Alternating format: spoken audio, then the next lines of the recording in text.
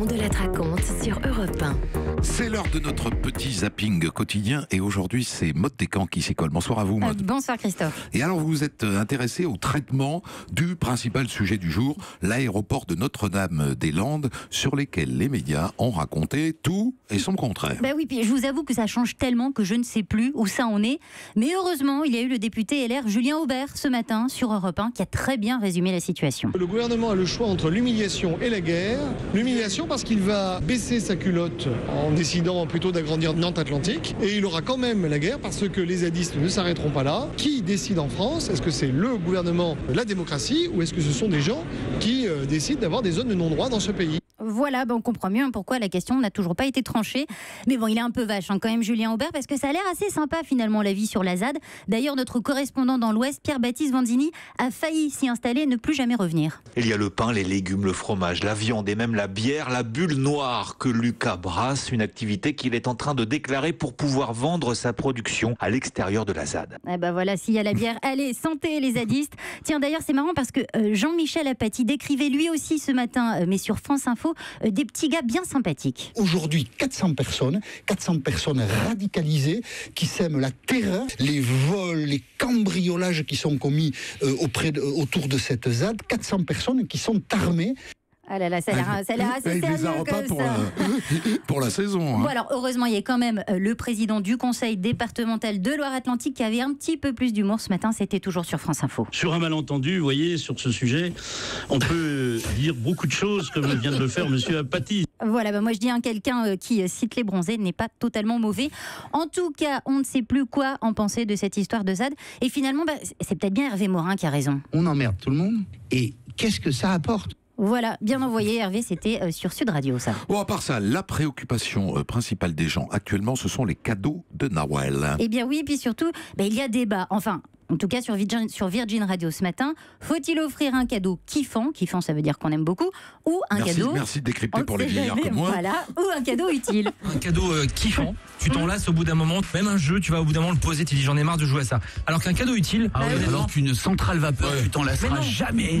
Voilà, alors je me permets au passage un petit message personnel à mon chéri. Perso, la centrale vapeur, je risque de très mal le prendre.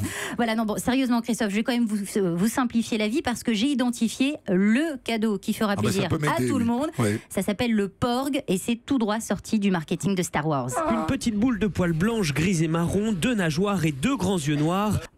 Ça donne envie, dites donc. Alors, en tout cas, Valérie, ce matin sur Europe 1, avait l'air super emballée. Il est trop mignon, mais c'est moi qui vais craquer dessus. En plus, on peut le caresser, il fait un petit bruit. Oh, c'est trop chaud. Voilà, une adulte en extase devant une peluche avec des nageoires.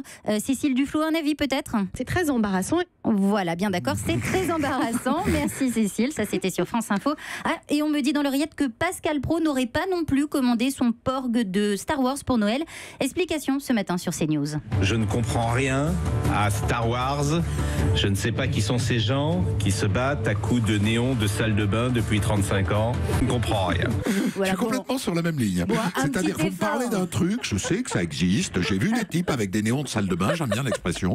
Je n'en ai jamais vu un, et ça n'est pas dans mon projet immédiat, voyez-vous. Bon, moi je dirais un petit effort quand même, Star Wars, c'est pas non plus du Godard. C'est le cas de le dire. Il y a une autre, enfin je peux même pas avoir d'avis sur le sujet.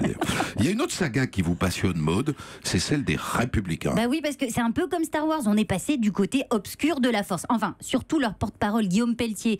Jean-Pierre Elkabbach a très bien résumé son parcours ce matin en quelques mots sur CNews. Vous êtes parti de Philippe de Villiers au Front National, un moment, à la droite dure, à la droite sociale. Vous êtes tellement en marche que vous allez peut-être finir chez les macronistes. Non mais t'as rien compris Jean-Pierre. Allez, on écoute la réponse de Guillaume Pelletier. Le modèle, c'est celles et ceux, comme le disait François Mitterrand, qui savent changer, évoluer, grandir, mûrir. Je suis sans doute à ce titre un exemple de ce qu'il faut faire. Mais oui, voilà. De modestie aussi. Complètement. Alors, un républicain, ancien frontiste, un temps centriste, qui cite François Mitterrand, au passage, franchement, moi, je vois pas où est le problème. Les gens sont vraiment psychorigides. Bon, et puis, avant de filer, Christophe, un petit tuyau. Si vous avez un peu de mal à boucler votre budget, vous savez, pour les cadeaux de Noël, eh bien, hop, un petit coup de fil à Gérald Darmanin. vous savez, le ministre des Comptes Publics. Vous n'avez peut-être pas son 06 ? Non.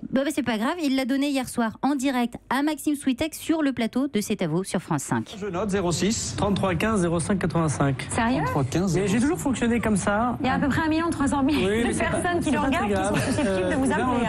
Voilà, d'ailleurs, Christophe, j'ai pas votre numéro, donc on y va. Donc 06 73. On coupe, Jean Lénave coupe le micro immédiatement. Europe 1.